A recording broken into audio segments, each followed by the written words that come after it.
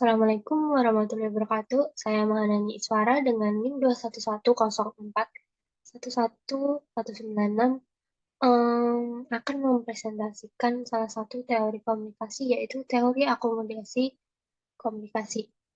Teori ini diperkenalkan oleh Howard Gilles, yang mengatakan bahwa di saat pembicara berinteraksi, mereka memodifikasi cara bicara, pola suara, gestur tubuh, untuk menyesuaikan diri mereka dengan lawan bicaranya.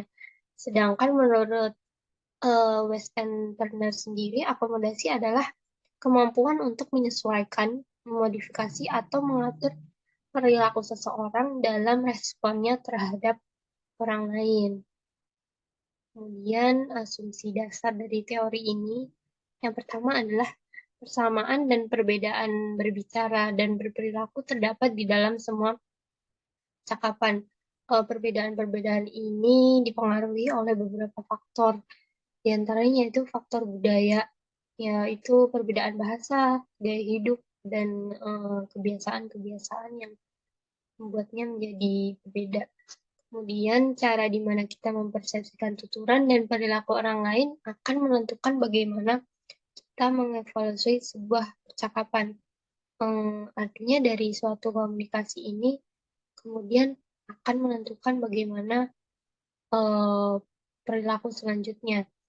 Asumsi yang ketiga yaitu bahasa dan perilaku memberikan informasi mengenai status sosial dan keanggotaan kelompok, yaitu seperti bagaimana orang berbicara, nadanya, atau mungkin dialek itu akan memungkinkan memperlihatkan status sosial seseorang.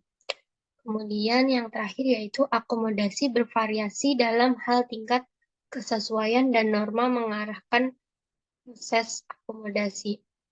Artinya suatu akomodasi ini tidak selalu bisa diterapkan kepada semua kondisi.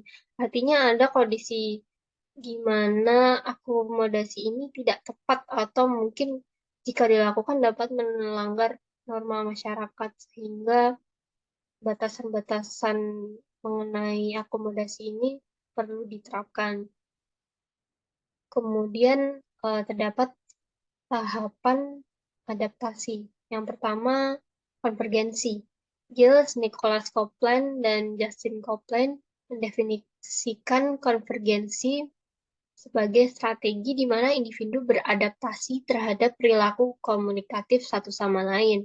Perilaku komunikatif ini seperti kecepatan berbicara, jeda, senyuman, tatapan muka, dan perilaku verbal maupun non-verbal.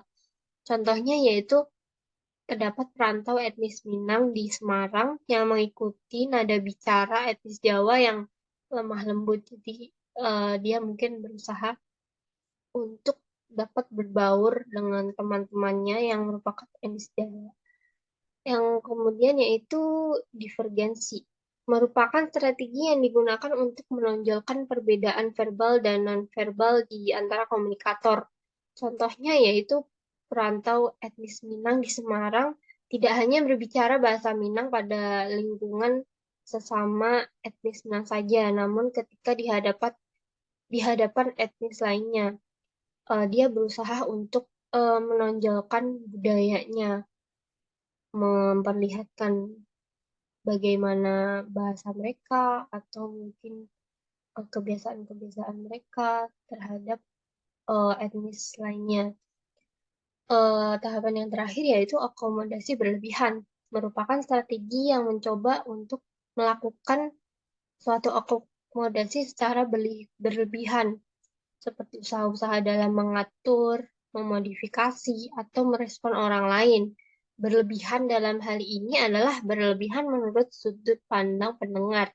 Contohnya yaitu perantau etnis Minang di Semarang berusaha mengikuti gaya bicara etnis Jawa yang kemudian dianggap so asik.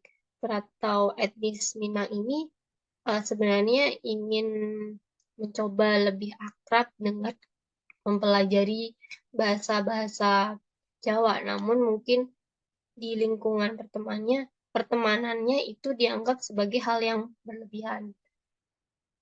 Kemudian fungsi dari teori akomodasi. Yang pertama yaitu fungsi menjelaskan. Menjelaskan kemampuan untuk menyesuaikan diri, memodifikasi, atau mengatur perilaku mengenai responnya terhadap lain.